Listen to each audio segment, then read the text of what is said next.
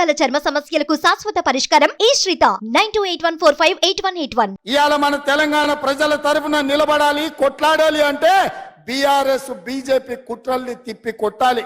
రూపాలు మారుతాయి, పార్టీల పేర్లు మారుతాయి, ఎజెండాలు మారుతాయి, జెండాలు మారుతాయి. ఒకడు పొత్తు ఉంటుంది అంటాడు, ఒకడు పొత్తు లేదంటాడు, ఒకడు చెప్పుతో కొడతా అంటాడు, ఒకడు చేత్తో కొడతా అంటాడు. ఇవన్నీ ఎందుకు డ్రామాలు ఆడుతుండే? కాంగ్రెస్ పార్టీని దెబ్బతీయాలని. ఎన్నికల ముందు చూడలేదా? వాళ్ళిద్దరు కుట్రలు చేసి ఓట్లు చీల్చి బీఆర్ఎస్ గెలిచినా పర్వాలేదు, బీజేపీ ఓడినా పర్వాలేదని ప్రజలు ఆ రోజు ఈ పార్టీలు ప్రయత్నం చేస్తే ప్రజలు అప్రమత్తంగా ఉండి కాంగ్రెస్ పార్టీని గెలిపించింది. కాబట్టి ఇవాళ ఇందిరమ్మ రాజ్యం వచ్చింది. ఇందిరమ్మ రాజ్యం వచ్చింది కాబట్టి 6 గ్యారంటీలలో మీకు ఇచ్చిన మాట ప్రకారం ప్రమాణ స్వీకారం చేసిన 48 గంటల్లోనే ఆడబిడ్డలకు రాష్ట్రం నలుమూలల ఆర్టీసీ బస్సులో ఉచిత ప్రయాణాన్ని కల్పించినాం. ఈ రోజు 18 కోట్ల ఆడబిడ్డలు వివిధ ప్రాంతాలు పుణ్యక్షేత్రాలు తిరుగుతున్నారు.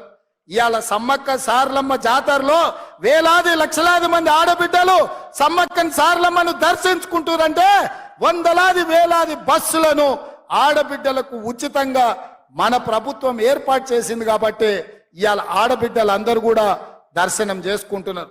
ఇదే కాదు, ఆరోగ్యం బాగాలేక ఆసుపత్రికి వెళ్తే చచ్చి శవమై ఇంటికి వస్తున్న తెలంగాణ బిడ్డలకు రాజీవ్ ఆరోగ్యశ్రీ పేరు మీద 10 లక్షల రూపాయల బీమా పథకాన్ని అమలు చేసి ఇవాళ పేదలను ఆదుకునే ప్రయత్నం ప్రభుత్వం చేస్తున్నది. ఇదే కాదు, తొందరలోనే మా ఆడబిడ్డలు కట్టెలపై కష్టాలు తీర్చి వాళ్ళ కన్నీళ్లు దూడవడానికి సోనియా మహిళ దీపం పథకం ఇచ్చింది. 400 రూపాయలకే సిలిండర్ వస్తే మోడీ కేడీ కలిసి 1200 రూపాయలు చేసారు సిలిండర్. అందుకే ఎన్నికలప్పుడు మాట ఇచ్చినాం, 500 రూపాయలకే ఆడబిడ్డలకు మీ ఇంటికి సిలిండర్ తెచ్చి ఇస్తామని చెప్పినాం.